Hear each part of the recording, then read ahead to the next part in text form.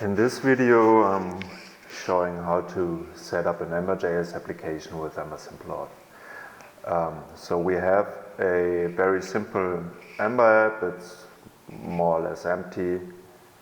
It already includes Ember simple Auth and an application layout that displays a small navigation bar with a link to the home page.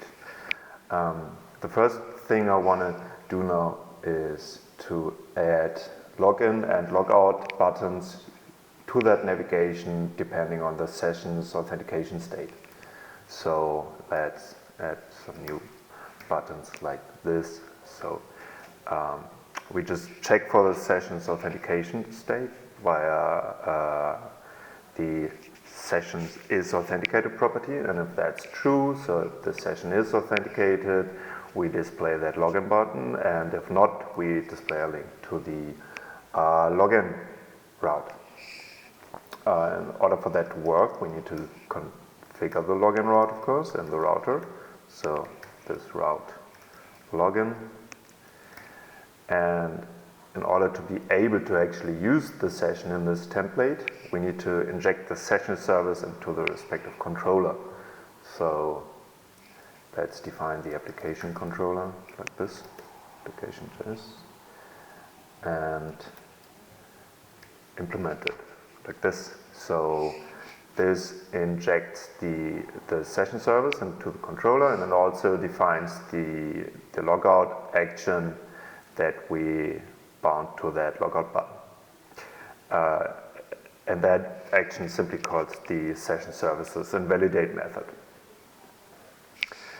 Another thing that you want to do in the majority of projects is to define the application route, and in that route mix in the application route mix-in into the route. So that mix-in will handle all the session events that are triggered in certain situations automatically, so you don't have to handle them yourself. You can read up more on that mix-in and also on how to not use it but handle the session events yourself in the docs. But for this simple demo, we're just going to use it so we don't have to care about these events.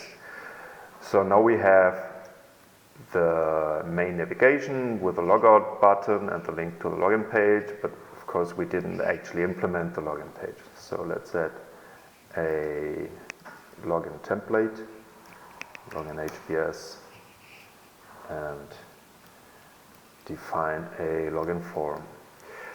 That's actually a pretty normal login form. We have a field for identification, field for password, we have the submit button, and if an error message is present, it would display that. On submission, the form would invoke the authenticate action. So of course we have to define the controller as well, which would actually define that authenticate action. So that's going to look like this. Like the application controller, it uses the session service, and in the authenticate action, it invokes the session services authenticate method. And we also have to define the authenticator that we want to use. So that's the actual authentication mechanism that we want to authenticate the session with. So in this case, it's authenticator Auth2, and we pass arguments that authenticator needs to actually do the authentication. If session authentication fails, then this method returns a rejecting promise. We catch that rejection and set the error message accordingly.